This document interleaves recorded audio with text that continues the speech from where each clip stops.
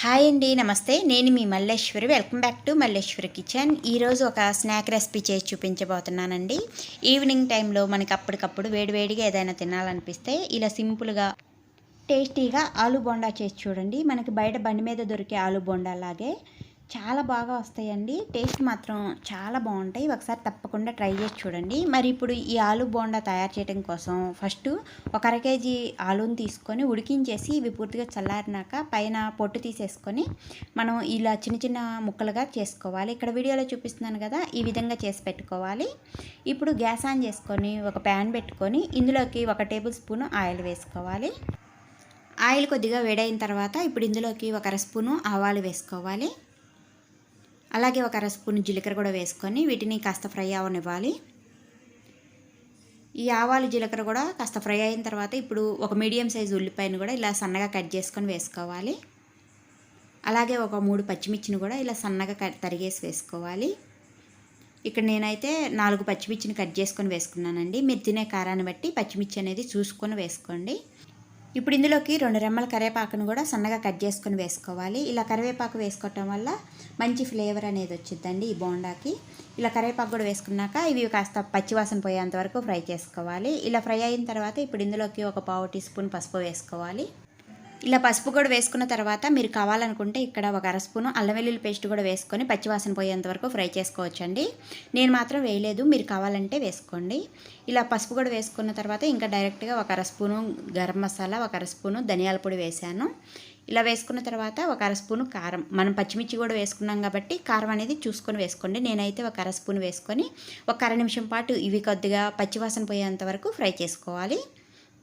మరి హైలో పెట్టకుండా మీడియంలో పెట్టేసుకుని మంటని ఇలా ఫ్రై అయిన తర్వాత ఇప్పుడు మనం ఉడికించి పెట్టిన ఆలూని వేసుకోవాలి. వేసుకొని ఈ మసాలాలన్నీ ఆలూలో కలిసేంత వరకు ఒకసారి బాగా కలుపుకోవాలి. ఇప్పుడు ఫ్లేమ్ సిమ్లో పెట్టేసుకొని ఈ ప్రాసెస్ చేసుకోవాలి. ఇలా బాగా కలుపుకున్న తర్వాత ఇప్పుడు ఇందులోకి రుచికి సరిపోయిన సాల్ట్ వేసుకోవాలి. ఇలా సాల్ట్ కూడా వేసుకున్న తర్వాత ఇప్పుడు ఈ ఆలు మిశ్రమంలో కలిసేంత వరకు బాగా కలుపుకోవాలి. మనం వేసుకున్న సాల్ట్ అంతా ఇలా కలిసిన తర్వాత ఇప్పుడు ఇందులోకి సన్నగా కట్ చేసి పెట్టుకున్న కొత్తిమీర కూడా వేసుకొని మరోసారి బాగా కలుపుకున్న తర్వాత ఇప్పుడు గ్యాస్ ఆఫ్ చేసుకొని ఈ మిశ్రమాన్ని పూర్తిగా చల్లారనివ్వాలి. చూడండి, వీడియోలో చూపిస్తున్నాను కదా, ఈ విధంగా బాగా కలిపేసి ఇప్పుడు గ్యాస్ ఆఫ్ చేసుకొని ఈ కర్రీ అంతా చల్లారేలోపు ఇప్పుడు బోండా వేసుకోవటానికి పిండిని రెడీ చేసుకుందాం. ఫస్ట్ ఒక మిక్సింగ్ బౌల్ తీసుకొని ఇందులోకి 1 కప్పు శనగపిండిని తీసుకోవాలి. ఇలా శనగపిండిని తీసుకున్న తర్వాత ఇప్పుడు ఇందులోకి ఒక 2 స్పూన్లు బియ్యం పిండిని వేసుకోవాలి. ఇలా బియ్యం పిండి వేసుకోవటం వల్ల బోండా పైన క్రిస్పీగా వస్తాయండి. ఇలా బియ్యం పిండిని కూడా వేసుకున్న తర్వాత ఇప్పుడు ఇందులోకి రుచి సరిపడిన సాల్ట్ వేసుకోవాలి. అలాగే ఒక చిటికెడు వంట సోడా వేసుకోవాలి. మరీ ఎక్కువ వంట సోడా వేసుకున్నట్లయితే ఈ బోండా ఆయిల్ ఎక్కువ పీల్చేస్తాయండి. అందుకని ఒక చిటికెడు మాత్రమే వేసుకోండి.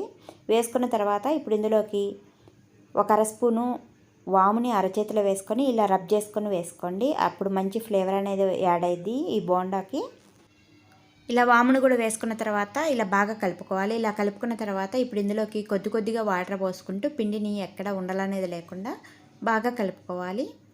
అదే మీరు వాటర్ ఎక్కువ పోసుకున్నారంటే ఒకేసారి పిండి జారుడుగా అయిపోద్దండి.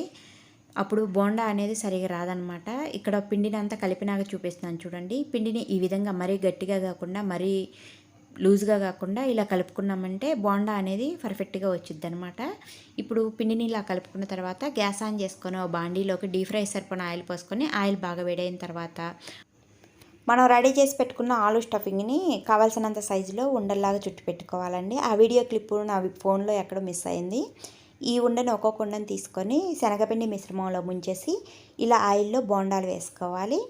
ఇలా వేసిన వెంటనే కదిలేకుండా ఒక అర నిమిషం పాటు ఫ్రై చేసుకున్న తర్వాత ఇప్పుడు ఈ బోండాలని అన్ని వైపులా తిప్పుకుంటూ ఫ్లేమ్ మీడియంలో పెట్టుకొని ఫ్రై చేసుకోవాలి. ఇక్కడ వీడియోలో చూపిస్తున్నాను చూడండి, ఇలా ఫ్రై అయితే సరిపోతాయండి. ఇప్పుడు ఈ బోండాలను తీసేసుకొని ఇలాగే మనకి ఎన్ని బోండాలు కావాలో అన్నీ వేసుకొని ఫ్రై చేసుకొని తీసేసుకోవాలి. అంతేనండి.